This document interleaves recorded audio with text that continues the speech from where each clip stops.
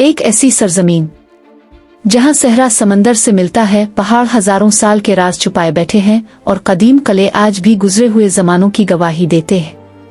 जहां के मल्लाह कभी लकड़ी के जहाजों पर सवार होकर दूर दराज मुल्कों तक पहुंचते थे। आखिर ये कौन सा मुल्क है जिसने सल्तनतें भी देखें, जंगें भी लड़े, समंदरों पर अपना असर भी कायम किया और आज अमन और सिफारतकारी के लिए पहचाना जाता है। अस्सलाम अलैकुम दोस्तों, आज हम बात करेंगे ओमान की अरब दुनिया के एक ऐसे खूबसूरत और तारीखी मुल्क की जिसकी कहानी सिर्फ चंद सौ साल नहीं बल्कि हजारों साल पुरानी है। ओमान जजीरा नुमाई अरब के जुनूब मशरकी हिस्से में वाक़ है। इसका कल रकबा तकरीबन 3,09,500 मुरब्बा किलोमीटर है, जबकि इसकी आबादी तकरीबन 55 लाख के करीब है।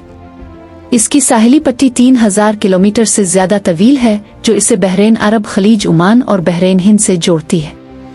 ओमान का दारुल हुकूमत मस्कत है, जबकि सलला, नजो, सहार और सूर उसके अहम शहरों में शुमार होते हैं। लेकिन ओमान को सिर्फ उन अदाद और शुमार से समझना मुमकिन नहीं, क्योंकि इस मुल्क की असल पहचान इसकी हजारों साल पुरानी तारीख, इसके पहाड़ों, सहराओं, समंदरों, कलों और उन लोगों की रवायात में छपी हुई है जिन्होंने सदियों से इस सख्त मगर खूबसूरत सरजमीन को अपना घर बनाया है। ओमान की कहानी हमें आज के जदीद मस्कत से बहुत पीछे ले जाती है, इस जमाने में जब दुनिया में जदीद ममालिक का तसव्वुर भी मौजूद नहीं था।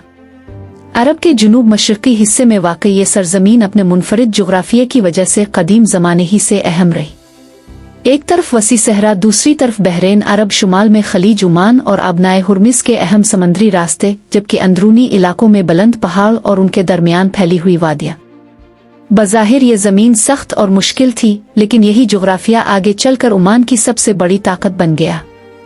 यहाँ के लोगों ने पहाड़ों से मदनियात हासिल की, वादियों में ज़िराअत की, जानवर पाले और समंदर को तिजारत का रास्ता बना लिया। आज से हजारों साल पहले जब ना जदीद सड़कें थीं, ना ट्रक, ना हवाई जहाज और ना ही बड़े बहरी जहाज, इस वक्त भी ओमान के लोग तिजारत से वाबस्ता थे। यहाँ तांबे की कानकनी और धात साजी के आसार मिलते हैं।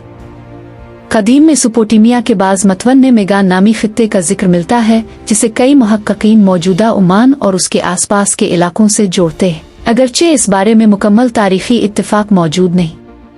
लेकिन इसान कदीमा ये ज़रूर बताते हैं कि ओमान हजारों साल पहले भी कदीम दुनिया के तिजारती नेटवर्क से जुड़ा हुआ था। ओमान से निकलने वाला तांबा और दूसरी अशिया समंदरी रास्तों के जरिए दूर दराज इलाकों तक पहुंचती थी।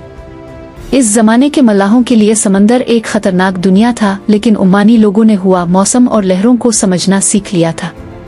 फिर ओमान की तारीख में एक ऐसी दौलत सामने आई जिसने इस सरजमीन को कदीम दुनिया में मजीद मशहूर कर दिया। ये दौलत सोना आ चांदी नहीं बल्कि लोबान था। ओमान के जुनूबी इलाके ज़फ़ार में लोबान के दरख्त पाए जाते हैं और कदीम ज़माने में इस खुशबूदार मादे की बहुत ज़्यादा कदर थी। इसे मजहबी रसूमात, इबादत गाहों और शाही तकरीबात में इस्तेमाल किया जाता था। ज़फ़ार से हासिल होने वाला लोबान ज़मीनी और समंदरी तिजारती रास्तों के जरिए अरब, अफ्रीका और बहराए रोम के इलाकों तक पहुंचता था। तसव्वुर करें, हजारों साल पहले ओमान की एक खुशबू सहरा, पहाड़ और समंदर उबूर करते हुए दुनिया की मुख्तलिफ तहजीबों तक पहुंच रही थी। यही तिजारत ओमान को कदीम दुनिया के एक अहम हिस्से से जोड़ती थी। फिर 7वीं सदी ईस्वी में अरब की तारीख ने एक नया रुख इख्तियार किया। इस्लाम का ज़ुहूर हुआ और उसका पैगाम अरब के मुख्तलिफ इलाकों तक पहुंचने लगा। ओमान ने भी इस्लाम कबूल किया और इस्लामी दुनिया का हिस्सा बन गया। इस्लाम की आमद के बाद ओमान के तिजारती और सकाफती रवाबित मजीद वसी हुए। ओमानी ताजिर अरब से निकलकर हिंदुस्तान और मशरकी अफ्रीका के साहिलों तक जाने लगे। बहरीन हिंद उनके लिए सिर्फ पानी का एक वसी समंदर नहीं था, बल्कि एक ऐसा रास्ता था जो मुख्तलिफ तहजीबों, बाजारों और बंदरगाहों को आपस में मिलाता था। ओमानी मल्लाहों की सबसे बड़ी ताकत उनका समंदरी इल्म था। वो मूनसून हवाओं के निज़ाम को समझते थे और जानते थे कि साल के मुख्तलिफ औकात में हवाएं किस समत चलती है। वो उन्हीं हवाओं की मदद से अपने रिवायती लकड़ी के जहाज़ों पर तवील सफ़र करते। उन कश्तियों को आम तौर पर धो कहा जाता है।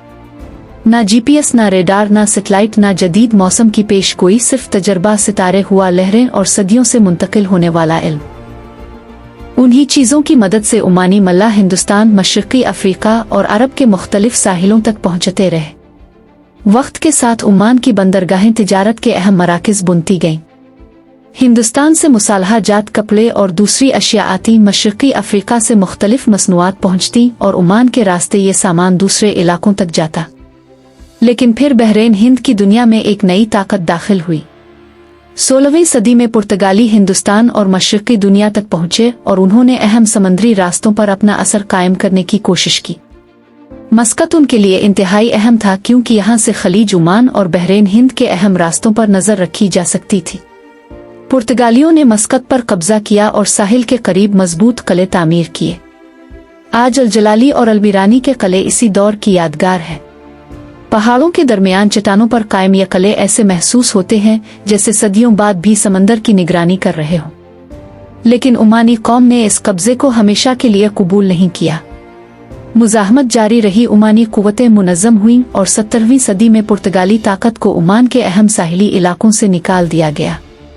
ये ओमान की तारीख का एक फैसलाकुन मोड़ था क्योंकि इसके बाद ओमान ने अपनी समंदरी ताकत को मजीद मजबूत किया और बहरीन हिंद के साहिलों पर इसका तिजारती और सियासी असर बढ़ने लगा।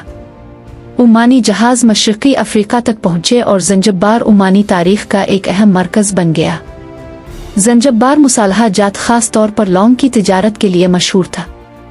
ओमानी हुक्मरानों के ज़ंजबार के साथ मजबूत सियासी और तिजारती ताल्लुकात कायम हुए और 19वीं सदी में सुल्तान सईद बिन सुल्तान के दौर में ज़ंजबार को खास अहमियत हासिल हुई।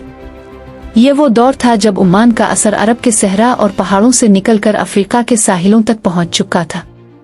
तिजारत के साथ साथ जुबान, मजहब, लिबास, खुराक और सकाफत के भी ताल्लुकात कायम हुए। आज भी मशरक़ी अफ्रीका के बाद साहिली इलाकों में ओमानी तारीख के निशानात देखे जा सकते हैं। ओमान की तारीख में गवादर का बाब भी इंतहाई दिलचस्प है। आज गवादर पाकिस्तान का एक अहम साहिली शहर है, लेकिन 1958 तक ये ओमानी हुक्मरानी के तहत रहा। बहराए अरब के किनारे वाक़े होने की वजह से गवादर ओमान के लिए तिजारती और जुग्राफियाई एतबार से अहम था।